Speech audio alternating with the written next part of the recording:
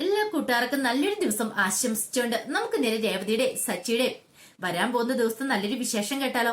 എല്ലാ ദിവസവും ഉച്ചയ്ക്ക് രേവതിയുടെ സച്ചിയുടെ പുതിയ പുതിയ വിശേഷങ്ങളൊക്കെ ചാനലിനകത്ത് ഞാൻ അപ്ലോഡ് ചെയ്യുന്നുണ്ട് കേട്ടോ.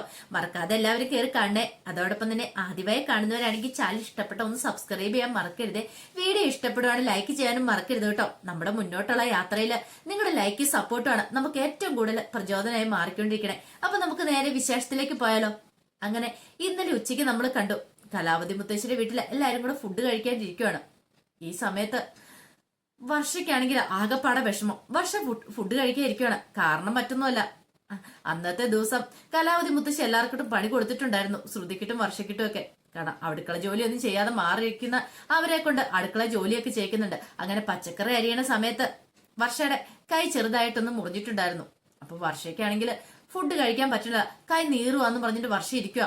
ഇത് കണ്ടപ്പോഴത്തേനും ശ്രീകാന്ത് പെട്ടെന്ന് പറഞ്ഞു, വർഷ ഒരു കാര്യം ചെയ്യാം, നീ ഒരു സ്പൂൺ എടുത്തിട്ട് കഴിക്കാൻ പറയണം. അന്ന് ഞാൻ സ്പൂൺ എടുത്തിട്ട് കഴിക്കട്ടെ എന്ന് ചോദിക്കാം. ഇത് കേട്ടത് മുത്തശ്ശി പറഞ്ഞു, അതിന് മാത്രം വലിയ മുറിവും കാര്യങ്ങളൊന്നും ഇല്ലല്ലോ, ചെറുതായിട്ടൊന്ന് പോറിയിട്ടല്ലേ ഉള്ളൂ, അതിന് ഇത്ര ബിൽഡപ്പ് കൊടുക്കേണ്ട കാര്യമൊന്നുമില്ല. അതെ, ആ നീറ്റിൽ അങ്ങ് ചെന്ന് കഴിയുമ്പോഴത്തേനും മുറിവൊക്കെ താനെ കരിഞ്ഞോളൂ എന്ന് പറയാം. ഇത് കേട്ട വർഷം, അയ്യോ വേണ്ട വേണ്ട, എനിക്ക് പറ്റില്ല, എനിക്ക് കഴിക്കാൻ പറ്റില്ലെന്ന് പറഞ്ഞ് ഇന്ന് കരഞ്ഞുകൊണ്ടിരിക്കുകയാണ്. ആ സമയം ചന്ദ്രമതി പറഞ്ഞു, അയ്യോ മോളെ കൈവേദനയാണോ, ഒരു കാര്യം ചെയ്യാം, അമ്മ മോൾക്ക് വാരിത്തരാം, മോൾ എന്ത് ചെയ്യാം, കൈ എന്നിട്ട് ഇനിയിപ്പൊ കൈ വേദനിപ്പിക്കണ്ടെന്ന് പറയണം. ഇത് കേൾക്കേണ്ട താമസം വർഷയ്ക്ക് ഭയങ്കര സന്തോഷമായി. പിന്നീട് ചന്ദ്രമതി വർഷയ്ക്ക് വാരി കൊടുക്കാൻ തുടങ്ങി. ഇതെല്ലാം കണ്ടുകൊണ്ട് ശ്രുതിയും രേവതിയും ഇരിക്കുന്നുണ്ടായിരുന്നു. അവരുടെ മുഖം കലാവതി മുത്തശ്ശി പെട്ടെന്ന് ശ്രദ്ധിച്ചു. ഓഹോ, കാരണം ഒരാൾക്ക് മാത്രം വാരി കൊടുക്കുന്നു, ബാക്കി രണ്ടു മരുമക്കൾ നോക്കിയിരിക്കുന്നു, അതത്ര ശരിയായിട്ടുള്ള കാര്യമല്ലല്ലോ. പിന്നീട് സച്ചു പറഞ്ഞു, കണ്ടോ വാരി കൊടുക്കുന്ന കണ്ടോ മുത്തശ്ശി, കണ്ടില്ലേ, ഇതാ പറയുന്ന പണത്തിന്റെ ഒരു കൊഴുപ്പേ, പണം കൂടുതലുണ്ടെങ്കിൽ ഇങ്ങനെ വാരി കൊടുത്തെന്നൊക്കെ ഇരിക്കും എന്ന് പറയണ. ഇത് കേട്ടതും ചന്ദ്രൻ ഒന്ന് മിണ്ടായിരിക്കുന്നോടെ സച്ചി എന്ന് പറയണ. അതെ, ഞാൻ പണത്തിന്റെ കൂടുതൽ കൊണ്ടൊന്നുമല്ല, ഞാൻ ആരെ അങ്ങനെ വേർതിരിച്ച് കാണാറൊന്നുമില്ല. അതെ, വർഷമോടെ കൈ മേലാത്തോണ്ടാ ഞാൻ വാരി കൊടുത്തേന്ന് പറയാം. അതെ അതെ, ആ സ്ഥാനത്ത് ഇപ്പൊ രേവതി ആയിരുന്നെ കാണാരെന്ന് പറയാണ്. ഇത് കേട്ടതും രേവതിയുടെ മുഖം ആകെപ്പാടെ വിഷമത്തിലായിപ്പോയി. കാരണം രണ്ടു മരുമക്കളെ ഇരുത്തിക്കൊണ്ടാണ് വേറൊരുത്തിക്ക് വാരി കൊടുക്കുന്നത്. അങ്ങനെ ഈ മുത്തശ്ശി നോക്കിക്കഴിഞ്ഞപ്പോഴത്തേനും രേവതിയും ശ്രുതിയും കൂടെ വർഷനെ തന്നെ നോക്കിയിരിക്കുന്നുണ്ട്. പെട്ടെന്ന് കലാവതി മുത്തശ്ശി പറഞ്ഞു, രേവതി നീ ചന്ദ്രയുടെ അരിയിലേക്ക് പോയിരിക്കാൻ പറയണം. അതെന്തിനും അച്ഛമ്മ അവിടെ പോയിരിക്കണേ, പോയിരിക്കാൻ പറഞ്ഞ പോയിരുന്നാ മതി എന്ന് പറയണേ. കാരണം ശ്രുതി ഒരു അരികിലുണ്ട്, അപ്പൊ ഇപ്പുറത്തെ സൈഡിലേക്ക് പോയിരിക്കാൻ പറയണം. അങ്ങനെ പോയിരുന്നു. ഇരുന്ന് കഴിഞ്ഞപ്പോഴത്തേനും ചന്ദ്രമതി പറഞ്ഞു, ചന്ദ്ര നീ എന്താണല്ലോ വാരി കൊടുക്കുമല്ലേ, നീ രേവതിക്കും ശ്രുതിക്ക് കൂടെ വാരി കൊടുക്കാൻ പറയണം. ഇത് കേട്ട് കഴിഞ്ഞപ്പോഴത്തേനും ചന്ദ്ര പറഞ്ഞു, അതിന് രേവതിക്ക് ഇപ്പൊ കൈക്ക് കുഴപ്പമൊന്നുമില്ലോ, അവൾക്ക് ഫുഡ് എടുത്ത് കഴിക്കാലോ, പിന്നെ ഞാൻ ഇതിന് അവൾക്ക് വാരി കൊടുക്കണമെന്ന് ചോദിക്കാം. ഞാൻ പറയുന്ന അങ്ങോട്ട് അനുസരിച്ചാൽ മതി, വാരി കൊടുക്കാൻ പറഞ്ഞാൽ വാരി കൊടുത്താൽ മാത്രം മതി എന്ന് പറയാം. ഇത് കേട്ട് കഴിഞ്ഞപ്പോഴത്തേനും വല്ലാത്തൊരു വിഷമായി രേവതിക്ക്. രേവതി പറഞ്ഞു, വേണ്ട അച്ഛമ്മേ, എനിക്ക് വാരി തരണ്ടെന്ന് പറയാം. അതൊന്നും പറഞ്ഞാൽ ശരിയാകത്തില്ല, ദേ ചന്ദ്ര പറയുന്ന അങ്ങോട്ട് അനുസരിക്കുക, വാരി കൊടുക്കാൻ പറയണം. ഇത് കേട്ട ചന്ദ്രമതിക്ക് നല്ല ദേഷ്യമേ. ചന്ദ്രമതി ശ്രുതിക്ക് ആദ്യം വാരി കൊടുത്തു, പിന്നീട് പറഞ്ഞു, ദേ രേവതിക്ക് കൂടെ കൊടുക്കാൻ പറയണം. ചന്ദ്ര ഒന്ന് രേവതിനെ ഇങ്ങനെ രൂക്ഷമായിട്ട് നോക്കുവാണ്. പിന്നീട് അങ്ങോട്ട് വാരിക്കൊണ്ട് വെച്ചിട്ട് വായിലേക്ക് അങ്ങോട്ട് എറിഞ്ഞിട്ട് കൊടുക്കുന്ന പോലെ അങ്ങോട്ട് പൊത്തി അങ്ങ് വെച്ച് കൊടുക്കുവാണ്. രേവതിക്ക് വല്ലാത്ത സങ്കടമായിപ്പോയി. ഇത് കലാവതി മുത്തശ്ശി രവീന്ദ്രനെ കണ്ടു. എന്ത് പരിപാടി ചന്ദ്രൻ നീ കാണിച്ചേ, ഇങ്ങനെയാണോ കൊടുക്കണമെന്ന് ചോദിക്കാം. അത് പിന്നെ അവള് ബാ തുറന്ന് അങ്ങനെയല്ലേന്ന് ചോദിക്കാം. ബാക്കി എല്ലാവർക്കും നീ അങ്ങനെയല്ലോ കൊടുത്തേന്ന് പറയാം. കലാവതി മുത്തശ്ശി പറഞ്ഞു, ഇതേ ചന്ദ്ര ഒരു കാര്യം ഞാൻ പറഞ്ഞേക്കാം, പന്തി പക്ഷാഭേദം പാടില്ലെന്ന് പറഞ്ഞോണക്ക് എല്ലാ മരുമക്കളെ നീ ഒന്നായിട്ട് കാണണം, അല്ലാതെ ഒരാളുടെ മാത്രം തരിതിരിവ് കാണിച്ചിട്ട് കാര്യമില്ലെന്ന് പറയണം. മര്യാദയ്ക്ക് വാരി കൊടുക്കുന്നുണ്ടോ ഇല്ലയോ എന്ന് ചോദിക്കാം. കലാവതി മുത്തശ്ശിനെ ചന്ദ്രമതിക്ക് പേടിയാണല്ലോ, എന്ത് ചെയ്യാൻ പറ്റും. ഇല്ലെങ്കിൽ കലാവതി മുത്തശ്ശിയുടെ വായിരിക്കുന്ന ചിലപ്പോ കേട്ടെന്നിരിക്കും. അവസാനം നിവൃത്തിയില്ലാതെ വന്നു കഴിഞ്ഞപ്പോഴത്തേനും ചന്ദ്രമതി വാരി കൊടുക്കുകയാണ്. ശ്രുതിക്കും രേവതിക്കും വർഷയ്ക്കും മാറി മാറി വാരി കൊടുത്തു. ഈ കാഴ്ചകളൊക്കെ ഉണ്ട്. സച്ചു പറഞ്ഞു, എടാ ശ്രീകാന്തെ, നീ ഒരു കാര്യം ചെയ്യ, ഒരു ഫോട്ടോ എടുക്കാൻ പറയണം. എന്താ ഫോട്ടോ എടുക്കണ്ട, ഒരു വീഡിയോ തന്നെ അങ്ങോട്ട് പിടിച്ചോ, ഈ കാഴ്ചകളൊക്കെ എപ്പോഴും കാണാൻ പറ്റുന്ന കാഴ്ചകളല്ലെന്ന് പറയണം. രവീന്ദ്രൻ പറഞ്ഞു, ഇങ്ങനെ വീട്ടിലാണെങ്കിൽ എന്ത് രസമായിരുന്നല്ലേ, 3 മരുമക്കളെ ഒരുമിച്ച് അടുത്ത് പിടിച്ചിരുത്തി വാരി കൊടുക്കുന്നേ. ആഹാ, അങ്ങനെയാണെങ്കിൽ ദേ ഭാരതരത്നം തന്നെ നമ്മുടെ അമ്മയ്ക്ക് കിട്ടുമെന്ന് പറയാം. അതെന്താ അങ്ങനെ പറഞ്ഞ് എന്ന് കലാവതി മുത്തശ്ശി ചോദിക്കണം. എന്റെ അമ്മ ഈ കാഴ്ചകളൊക്കെ എപ്പോഴും കാണാൻ പറ്റുന്ന കാഴ്ചകളൊന്നും അല്ല, എന്റെ അമ്മ ഇങ്ങനെ വാരി കൊടുക്കാനേ എന്നും നല്ല കഥയായിപ്പോയി. അത് എന്റെ അമ്മയെ അല്ലായിരിക്കണം, വേറെ ആരെങ്കിലും ആയിരിക്കണം എന്ന് പറയണം. ഇത് കേട്ടപ്പോ ചന്ദ്ര, നീ എന്നെ കളിയാക്കൊന്നും വേണ്ടെന്ന് പറയണം, ഞാനുള്ള കാര്യമല്ലേ പറഞ്ഞെന്ന് ചോദിക്കണം. അങ്ങനെ ഫുഡെല്ലാം കഴിച്ചതിന് ശേഷം ശ്രുതി മുറിയിലേക്ക് വരുവാണ്. ആ സമയത്ത് ശ്രുതി അവിടെ ഇരിക്കുന്നുണ്ടായിരുന്നു. ശ്രുതി വന്നിരുന്ന് കഴിഞ്ഞപ്പോ ശ്രുതി ചോദിച്ചു, അല്ല നിനക്ക് കുഴപ്പമൊന്നും ഇല്ലല്ലോ എന്ന് ചോദിക്കണം. അതെന്താ? അല്ല ഇത് ചെറിയ മുറിയൊക്കെയാ, നീ മലേഷ്യ വലിയ വീട്ടിലും വലിയ മുറിയിലും ഒക്കെ അല്ലേ, പിന്നെ വീട്ടിൽ വന്നതിന് ശേഷമാണെങ്കിലും അവിടെ നല്ല മുറിയും കാര്യങ്ങളൊക്കെ അല്ലേ, അതുകൊണ്ട് നിനക്കിവിടെ ഇഷ്ടപ്പെടാ അങ്ങനെയൊക്കെ ചെയ്തെന്ന് ചോദിക്കുക. ഇഷ്ടപ്പെട്ടോന്ന് ചോദിക്കഴിഞ്ഞപ്പോഴത്തേനും പെട്ടെന്ന് ശ്രുതി പറഞ്ഞു, എനിക്ക് കുഴപ്പമൊന്നുമില്ല, ഞാനിവിടെ കംഫർട്ടാ, എനിക്ക് കുഴപ്പമൊന്നുമില്ല എന്ന് പറയാണ്. പിന്നെ എനിക്കറിയാം നിനക്ക് വിഷമായി കാണുമായിരിക്കുന്നു, ഒരു പക്ഷെ ഇന്ന് അമ്മ ചോറൊക്കെ വാരി തന്നു കഴിഞ്ഞപ്പോഴത്തേനും നിനക്ക് നിന്റെ അമ്മേനെ ഓർമ്മ വന്ന് കാണുമായിട്ട് അല്ലേന്ന് ചോദിക്കുകയാണ്. ഇത് കേട്ടതും ശ്രുതി പറഞ്ഞു, ശരിയാ എനിക്ക് എന്റെ അമ്മേനെ ഓർമ്മ വന്നെന്ന് പറയാണ്. സാരമില്ല, ഇനി എന്താണെങ്കിലും അമ്മ നിന്നെ കാര്യമായിട്ട് കരുതുന്നുണ്ടല്ലോ, സ്വന്തം അമ്മയുടെ സ്ഥാനത്ത് നിന്നല്ലേ നിന്നെ കാര്യമായിട്ട് നോക്കണമെന്ന് പറയാം, അതാ എനിക്കൊരു സന്തോഷമുള്ളതെന്നൊക്കെ പറയാണ്. അങ്ങനെ അവിടെ സംസാരിച്ചുകൊണ്ടിരിക്കുക. ഈ സമയത്ത് വർഷം മുറിയിലേക്ക് വന്നിട്ട് ദേഹാസകളും ക്രീം എടുത്ത് പുരട്ടുവാണ്. ശ്രീകാന്ത് ചോദിച്ചു, നീ എന്തിനാ ഇങ്ങനെ ക്രീം എടുത്ത് പുരട്ടുന്നത്? അയ്യോ ഇവിടെ എന്നെ കൊതുക് കുത്തിന്ന് പറയാം. അത് 1-2 അല്ലേ ഉള്ളൂ. 1-2 ഉള്ളൂ, കുറച്ച് കഴിയുമ്പോൾ കാണാന്ന് പറയാണ്. ശ്രീകാന്തും കൂടെ ഇത് കുറച്ച് തേച്ചോളാൻ പറയാ. എനിക്ക് കുഴപ്പമൊന്നുമില്ല, പിന്നെ ഇത് ദേഹത്ത് തേക്ക, അല്ലെ കൊതുക് കുത്തി നാശകോശമായി പോന്ന് പറയാണ്. അതൊന്നും സാരമില്ല, നമ്മൾ ഇതൊക്കെ കുറെ അനുഭവിച്ചിട്ടുള്ളല്ലേ, അതൊക്കെ അതുകൊണ്ട് നമുക്കൊന്നും വലിയ പുത്തിരി അല്ലെന്ന് പറയണേ. വർഷയ്ക്ക് ഇത് അത്ര പരിചയമുള്ള കാര്യമല്ലല്ലോ, അതുകൊണ്ടാണ് വർഷ പേടിച്ചിട്ട് ദേഹാസകലം എടുത്ത് പൊത്തണേ. ഈ സമയം ഹാളിൽ ഇരുന്നിട്ട് രേവതി മാല പുറത്തോണ്ടിരിക്കുക. അപ്പൊ സച്ചിയും അടുത്തിരിക്കുന്നുണ്ട്. അപ്പൊ രവീന്ദ്രനും അങ്ങോട്ട് വന്നു. അപ്പൊ കലാവതി മുത്തശ്ശി പറഞ്ഞു, മോളെ നീ എന്തിനാ ഈ രാത്രിയില് ഈ മാല ഓർക്കാനായിട്ട് പോയത്, ഇതിന്റെ കാര്യം വല്ലതും ഉണ്ടായിരുന്നു ചോദിക്കുക. അത് സാരമല്ല മുത്തശ്ശി, രാവിലെ തന്നെ ഞാൻ കോർത്ത് വെക്കാൻ രാവിലെ എളുപ്പമുണ്ടല്ലോ എന്ന് പറയാണ്. അപ്പോഴേക്കും രവീന്ദ്രൻ പറഞ്ഞു, മോളെ പോയി കിടന്ന് ഉറങ്ങാൻ നോക്കുക, എല്ലാരും പോയി കിടന്ന് ഉറങ്ങിയില്ലേന്ന് ചോദിക്കുക. അതൊന്നും സാരമില്ല എന്ന് പറയണം. അപ്പത്തേനും ചന്ദ്രമതി അങ്ങോട്ട് വന്നു. ചന്ദ്രമതി ഒരു നാളത്തെ കാര്യം അറിയാലോ, നാളെയാണ് ശ്രുതിയുടെ ഇളയച്ചൻ വരുന്നത്, ഒന്നിനും ഒരു കുറവ് വരത്തില്ല, എല്ലാ കാര്യങ്ങളും നല്ല ഭംഗിയായിട്ട് തന്നെ നടക്കണമെന്ന് പറയാണ്. ഇത് കേട്ടതും കലാപതി മുത്തശ്ശി പറഞ്ഞു, വന്നപ്പോ തൊട്ട് തുടങ്ങിയതാണല്ലോ, ദേ അവളുടെ ഇളയച്ചൻ വരുന്നു ഇളയച്ചൻ വരുന്നെന്ന് പറയുന്നല്ലാതെ ഇങ്ങോട്ട് വരുന്നില്ലോ, നാളെ വരൂന്നാ പറഞ്ഞെന്ന് പറയാ. അതിന് നീ ഇത്ര മാത്രം അങ്ങോട്ട് പറയേണ്ട കാര്യമൊന്നും ഇല്ല ചന്ദ്രേ. ഇതെന്താ അയാൾ ഇങ്ങോട്ട് വരുവാന്നും പറഞ്ഞോണ്ട് ഇതിന് മാത്രം ഈ വീടെടുത്ത് തിരിച്ചു വെക്കേണ്ട കാര്യമുണ്ടോ എന്ന് ചോദിക്കാം. ഇത് കേട്ടൻ രവീന്ദ്രൻ പറഞ്ഞു, അങ്ങനെ ചോദിക്കന്റെ അമ്മേ, എന്ത് ചെയ്യാനെന്ന് പറ. ദേ അവളുടെ ഇളയച്ചൻ വരുന്നുണ്ടെന്ന് പറഞ്ഞോണ്ട് ചന്ദ്രൻ നിലത്തെങ്ങും അല്ല നിൽക്കുന്നേ, ഇന്നലെ തൊട്ട് തുടങ്ങിയ പരിപാടിയാ, ഇവിടെ അടുക്കി പെറുക്കി വെക്കുന്നു എന്തൊക്കെയാണോ. ഇത് കേട്ടെന്ന് കലാവതി മുത്തശ്ശി പറഞ്ഞു, ഇത്രയും കാലമായി ഇവൾ ഈ വീട്ടിൽ വരാൻ തുടങ്ങിയിട്ട് ഇന്ന് വരെ ഇവൾ ഇങ്ങനെയൊന്നും ചെയ്തിട്ടില്ല, ഇപ്പോഴാണ് ഇതൊക്കെ ചെയ്യുന്നതെന്ന് പറയാണ്. ഇത് കേട്ടുകഴിഞ്ഞപ്പോ രേവതിക്ക് ചിരി വന്നു. പിന്നീട് രവീന്ദ്രൻ പറഞ്ഞു, ഇനി ആരും ഉറക്കളക്കണ്ട, പോയി കിടന്ന് ഉറങ്ങാൻ നോക്കാൻ പറയണം. അങ്ങനെ എല്ലാരും കൂടെ ഉറങ്ങാൻ പോവാണ്. പിറ്റേ ദിവസം രാവിലെ രേവതി എഴുന്നേറ്റ് കോലമൊക്കെ വരച്ചുകൊണ്ടിരിക്കുവാണ്. ആ സമയം മഹേഷ് സച്ചിയുടെ അടുത്തേക്ക് വന്നു. മഹേഷിനോട് സച്ചി ചോദിച്ചു, എങ്ങനെ ഉണ്ടായിരുന്നടാ വണ്ടിയെ കിടന്ന് ഉറങ്ങിയിട്ട്?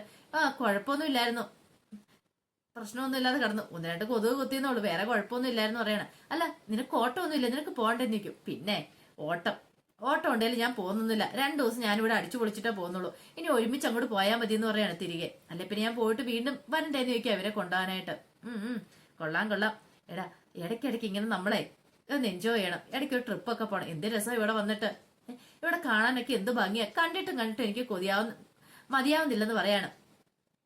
ആ സമയം കലാവതി മുത്തശ്ശി വന്നിട്ട് ചോദിച്ചു, ഇതെന്താ മോളെ രാവിലെ നീ വലിയ കോലമൊക്കെ വരച്ചോണ്ടിരിക്കുന്നേ? അല്ല അത് പിന്നെ അമ്മ പറഞ്ഞിട്ടാന്ന് പറയണം. ഓ ഇനിയിപ്പം ശ്രുതിയുടെ ഇളയച്ചൻ വരുവാന്ന് പറഞ്ഞോണ്ടായിരിക്കും അല്ലേ. അപ്പത്തേനും ചന്ദ്രമതി അങ്ങോട്ട് ഇറങ്ങി വന്നു. ചന്ദ്രമതി വന്നിട്ട്, ഇത്ര മാത്രം നീ വരയ്ക്കുന്നുള്ളൂ, അതെന്താ? ഇതിന്റെ ഇവിടെ വെൽക്കം എന്നൊക്കെ അങ്ങോട്ട് എഴുതി വിടാൻ പറയണം. വെൽക്കം എന്നാ? അല്ല അത് പിന്നെ ശ്രുതിയുടെ ഇളയച്ചൻ വരാൻ പോയല്ലേ, അപ്പൊ അദ്ദേഹത്തിനെ കാണുമ്പോ ഒരു സന്തോഷമാട്ടെ എന്ന് പറയാം. ഇത് കേട്ടത് സച്ചി പറഞ്ഞു, ആഹാ അത് കൊള്ളാലോ, ഇത്രയും കാലം അച്ഛമ്മ എവിടെ വന്നു, ഇന്ന് വരെ എങ്കിലും അമ്മ ഇങ്ങനെ പറഞ്ഞിട്ടുണ്ടോ അച്ഛമ്മ വീട്ടിലേക്ക് വരുമെന്ന് അറിഞ്ഞപ്പോ വെൽക്കം എന്നൊക്കെ എഴുതാനായിട്ട്, സ്വാഗതം നിന്ന് എഴുതാനായിട്ട്, അത് അമ്മ ചെയ്തിട്ടില്ലോ എന്ന് പറയണം. ഇത് കേട്ടത് കലാവതി മുത്തശ്ശി പറഞ്ഞു, അങ്ങനെ ചോദിച്ചു കൊടുക്കണം മോനെ എന്ന് പറയണം. ഇതങ്ങോട്ട് ഇഷ്ടപ്പെട്ടില്ല ചന്ദ്ര ചോദിച്ചു, നിനക്ക് ഒരിടത്തേക്ക് പോകണ്ടേന്ന് ചോദിക്കേ. ഇല്ല ഞാൻ ഇവിടത്തേക്ക് പോകുന്നില്ല, ഞാൻ ഇന്ന് ഇവിടെ തന്നെ ഇരിക്കുന്നുള്ളൂ എന്ന് പറയണം. ശ്രുതിയുടെ ഇളയച്ചൻ വരുമ്പോ എനിക്കൊന്ന് കാണണമല്ലോ എന്ന് പറയാം. എന്റെ ദൈവമേ, കഷ്ടകാലം പിടിക്കാനായിട്ട്. അതെ നീ ഇവിടെ ഇരിക്കുവാണെങ്കിൽ നീ ഒരു കാര്യം ചെയ്യണം, ആ വാ ദൈവത്തെ ഓർത്ത് തുറക്കരുത്, അതൊന്ന് പൂട്ടി വെച്ചോണ്ടിരിക്കണം എന്ന് പറയാം. ഇത് കേട്ട സച്ചു പറഞ്ഞു, ആണോ പൂട്ടി വെച്ചോണ്ടിരിക്കാം, അതിനുള്ള പൂട്ട് ഞാൻ പണിയിപ്പിക്കാൻ കൊടുത്തിട്ടുണ്ട്, കൂടത്തില് അമ്മയ്ക്കുള്ള ഒരെണ്ണം കൊടുത്തിട്ടുണ്ട്, 2 പേർക്ക് കൂടെ പൂട്ടി വെച്ചോണ്ടിരിക്കുക, എങ്ങനെയുണ്ടെന്ന് ചോദിക്കാം. ഇത് സച്ചിയുടെ വർത്താനം കേട്ടിപ്പോ രേവതിക്ക് ചിരി വന്നു. രേവതി പറഞ്ഞു, ഒന്നും മിണ്ടായിരിക്കുന്നുണ്ടോ സച്ചേട്ടാന്ന് ചോദിക്കാം. പിന്നീട് രേവതിയോട് ചന്ദ്രമതി പറഞ്ഞു, അതെ നീ ഇവിടെ ഇങ്ങനെ ഈ കോല ഇട്ടോണ്ടിരുന്നാ മതിയോ, അടുക്കള പോയി ബാക്കി കാര്യങ്ങളൊക്കെ ചോദിക്കണേ, മാവൊക്കെ അരച്ചു വെച്ചോന്ന് ചോദിക്കാം. അരച്ചു വെച്ചു, അതിക്കിനി എപ്പോഴാ ഉണ്ടാക്കണെന്ന് ചോദിക്കാം. അത് പിന്നെ ശ്രുതിയുടെ ഇളയച്ചൻ അതിന് ശേഷം ഉണ്ടാക്കിയ പോരേന്ന് ചോദിക്കാം. ദേ ഒരു കാര്യം ഞാൻ പറഞ്ഞേക്കാം, എല്ലാം കൃത്യമായിട്ട് നേരത്തെ റെഡിയാക്കി വെക്കണമെന്ന് പറയാം. കലാവതി മുത്തശ്ശി ചോദിച്ചു, അപ്പൊ നിനക്കെന്താ പണി? നീ ഇതെല്ലാം കൂടെ അവളെയാണ് ഏൽപ്പിക്കുന്നത് ചോദിക്കും. അല്ല അത് പിന്നെ ശ്രുതിയുടെ ഇളയച്ചൻ വന്നു കഴിയുമ്പോ എനിക്ക് ഇളയച്ചനോട് സംസാരിച്ചുകൊണ്ടിരിക്കണമല്ലോ, അപ്പൊ പിന്നെ എനിക്ക് അടുക്കള വന്ന് പണിയാൻ സമയമില്ലോ അമ്മയെന്ന് പറയണോ. ഓ അങ്ങനെ. സച്ചി പറഞ്ഞു, അന്നൊരു കാര്യം ചെയ്യാം, ഇളയച്ചനെ കൊണ്ട് അടുക്കളയിൽ വാ. ഇളയച്ചന് വന്ന് അടുക്കള വന്ന് ജോലി ചെയ്യട്ടെ, അപ്പൊ അമ്മ അവിടെ വന്നിട്ട് സംസാരിച്ചോ. അപ്പൊ നീക്ക് രണ്ടുപേർക്കും പണിയും നടക്കും സംസാരം നടക്കും. എങ്ങനെയുണ്ടെന്ന് ചോദിക്കാം. ഇതേ ഒന്ന് മിണ്ടാതെ പൊക്കോണം എന്നൊക്കെ പറയാണ്. ഇത് കേട്ടത് കലാവതി മുത്തശ്ശി ചിരിക്കുകയാണ്. ഇതേ ചന്ദ്രയ്ക്ക് പറ്റിയ മോൻ നീ തന്നെയാ സച്ചി, നീയോ അവളുടെ അടുത്ത് പിടിച്ചു നിൽക്കോളെന്ന് പറയാണ്. ഇത് കേട്ട് കഴിഞ്ഞപ്പോ ചന്ദ്രബ ദേഷ്യപ്പെട്ട് അകത്തേക്ക് അങ്ങോട്ട് കയറി പോവാണ്.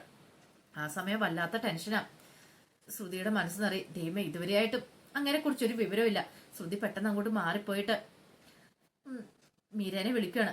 മീരനെ വിളിച്ചിട്ട് ചോദിച്ചു, അതെ എങ്ങനെയാ കാര്യങ്ങൾ, എന്ത് ഒരുത്തനെ ഇങ്ങോട്ട് അഭിനയിപ്പിക്കാൻ വിടുമെന്ന് പറഞ്ഞിട്ടോ ഇതുവരെയായിട്ട് അയാൾ ഇവിടെ എത്തിയിട്ടില്ലെന്ന് പറയാണ്. ഇനിയും വരും, നീ സമാധാനപ്പെടും, എനിക്കിനി പേടി അതല്ല.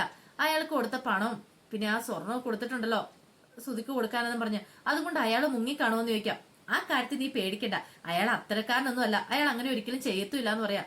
എന്നാലും എനിക്ക് നല്ല പേടിയുണ്ട്, എങ്ങാനും വരാതിരുന്നിട്ടുണ്ടെങ്കിൽ എന്റെ കാര്യം അറിയാലോ. നീ ധൈര്യമായിട്ടിരിക്കുക, നീ എന്തിനെങ്കിലും ടെൻഷൻ അടിക്കണമെന്ന് ചോദിക്കാം. വരുമെന്ന് പറഞ്ഞാൽ വരും, ഞാൻ ഇന്നലെ കണ്ടിട്ടുണ്ടായിരുന്നു അയാളെ, എന്തോ മലേഷ്യയിൽ നിന്നൊക്കെ വരുന്നല്ലേ, സെറ്റപ്പ് ആയിട്ട് വരണ്ടേ, അപ്പൊ അതിന് വേണ്ടിയിട്ട് പുതിയ പാന്റ് ഷർട്ട് വേണ്ടൊക്കെ തയ്ക്കാൻ കൊടുത്തിട്ടുണ്ട്, അത് വാങ്ങിക്കാനായിട്ട് നിൽക്കുന്ന.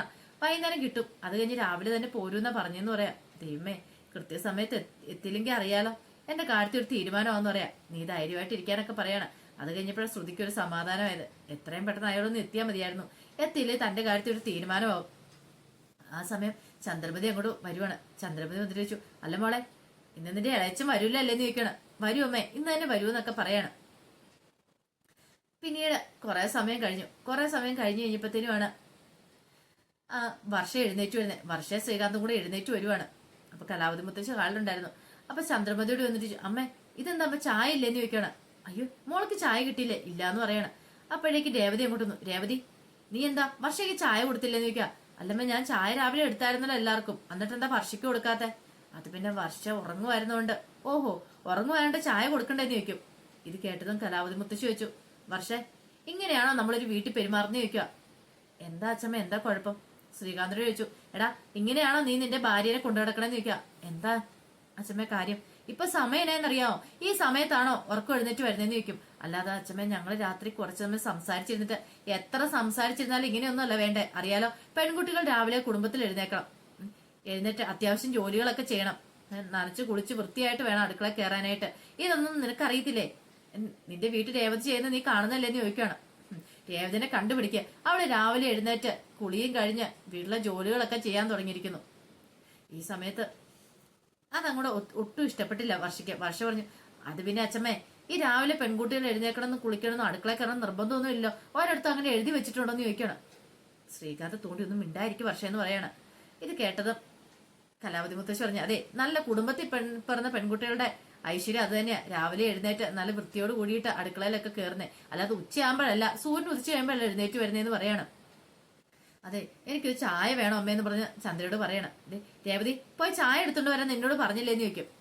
ഇത് കേട്ടപ്പോ നിനക്കൊരു ചായ ഇടാൻ പോലും അറിയത്തില്ലേ വർഷം എന്ന് ചോദിക്കാം. അല്ല അത് പിന്നെ അച്ഛമ്മ, ഞാൻ ഇട്ടാലേ ശരിയാകത്തില്ല. ആ കൊള്ളാം, നല്ല നല്ല മരുമോള് തന്നെ, ചന്ദ്രമതിക്ക് ചേർന്ന് തന്നെയാന്ന് പറയണം. ചന്ദ്ര, നീ ഇങ്ങനെയൊക്കെയാണ് ഇവളെ വീണ്ടും പഠിപ്പിച്ചു വെക്കണേന്ന് ചോദിക്കും. അല്ല അത് പിന്നെ അമ്മേ, വന്നല്ലേ ഉള്ളൂ, ഇനി കുറച്ച് സമയം താമസിച്ച് പഠിപ്പിച്ചാലൊക്കെ മതിയല്ലോ. ഓഹോ, അപ്പൊ ഈ കാലത്ത് നിനക്ക് പഠിപ്പിക്കാനായിട്ട് ഒരുക്കമല്ല, അപ്പൊ എന്തിനു വേദന രേവതി ഉണ്ടല്ലോ, അതുകൊണ്ടല്ലേ നീ ഇങ്ങനെയൊക്കെ ചെയ്യുന്നതെന്ന് ചോദിക്കും. അല്ല അത് പിന്നെന്ന് പറഞ്ഞ് നിൽക്കുവാണ്.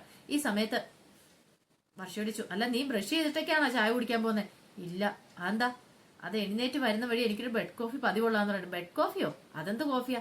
അത് സച്ച് പറഞ്ഞു, എന്റെ അച്ഛമ്മേ, ബെഡിൽ കിടന്നുകൊണ്ട് കുടിക്കുന്ന കോഫിയാണ് ബെഡ് കോഫി എന്ന് പറയണം, പല്ല് പോലും തേക്കാതെ എന്ന് പറയണം. ഓ എന്റെ ദൈവം, ഇങ്ങനെയൊക്കെയാണോ എന്റെ ശ്രീകാന്ത് നിന്റെ ഭാര്യയെന്ന് ചോദിക്കുക. ശ്രീകാന്ത് ആകെപ്പാടെ നാണം കിട്ടി നിൽക്കുക. ഇങ്ങോട്ട് വാ വർഷ എന്ന് പറഞ്ഞൊരു വർഷയുടെ കയ്യെ പിടിച്ച് വലിച്ചോണ്ട് അങ്ങോട്ട് പോവാണ്. ആ സമയം ചന്ദ്രമതിയുടെ നേരെ തിരിയുവാണ് കലാവതി മുത്തശ്ശി. ഇതേ ഒരു കാര്യം ഞാൻ പറഞ്ഞേക്കാം ചന്ദ്രേ, ഇങ്ങനെയൊന്നും വളർത്തിക്കൊണ്ട് വരണില്ല മരുമക്കളെ, അറിയാലോ. അത്യാവശ്യം അവരുടെ കാര്യങ്ങളൊക്കെ പറഞ്ഞു കൊടുക്കണം, അടുക്കള ജോലികളൊക്കെ അത്യാവശ്യം അറിഞ്ഞിരിക്കണം, അല്ലാതെ ഒന്നും അറിയത്തില്ല, ഒരു ചായ വെക്കാൻ പോലും അറിയത്തില്ല, വലിയ പണക്കാരി വീട്ടിലെ പെണ്ണാന്ന് പറഞ്ഞുകൊണ്ട് അകത്ത് കയറ്റി വെച്ചോണ്ടിട്ടുണ്ടെങ്കിലേ അവസാനം നിനക്കിട്ട് തന്നെ നല്ല പണി കിട്ടാൻ പോണെന്ന് പറയാം. അല്ല അത് പിന്നെ അച്ഛമ്മേ, അവൾ ചെറിയ കുട്ടിയല്ലേ, ചെറിയ കുട്ടിയാണ് പോലും, ചെറിയ കുട്ടിയായിട്ടാണോ കല്യാണം കഴിച്ചതെന്ന് ചോദിക്കാം. ചന്ദ്രമതി ഒന്നും മിണ്ടിയില്ല. എന്തേലും മിണ്ടാൻ പറ്റുമോ? ആ സമയം ശ്രുതിക്ക് വല്ലാത്ത ടെൻഷനായി. തേമി ഇതുവരെയായിട്ടും അങ്ങേര് വന്നിട്ടില്ല, ഇനിയിപ്പം വന്നില്ലെങ്കിൽ തന്റെ ചീട്ട് ഇതോടുകൂടി തീർന്നു. അങ്ങനെ ആകെപ്പാട് ടെൻഷൻ അടിച്ച് ശ്രുതി ഇരിക്കുവാണ്. അപ്പൊ അതിന്റെ വിശേഷങ്ങളൊക്കെ നമ്മൾ കാണുന്നത്. ഇതിന്റെ ബാക്കി വിശേഷങ്ങളായിട്ട് നാളെ ഉച്ചയ്ക്ക് ഒരു 1-2 മണിക്കുള്ളിൽ തന്നെ വരാട്ടോ. മറക്കാതെ എല്ലാവരും കയറി കാണണേ.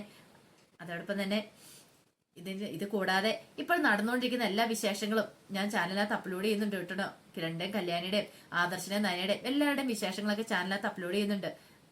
അതുകൂടെ എല്ലാവരും കയറി കാണണം കേട്ടോ. ഒരിക്കൽ കൂടി എല്ലാവർക്കും നല്ലൊരു ദിവസം ആശംസിച്ചു നിർത്തുന്നു. നന്ദി.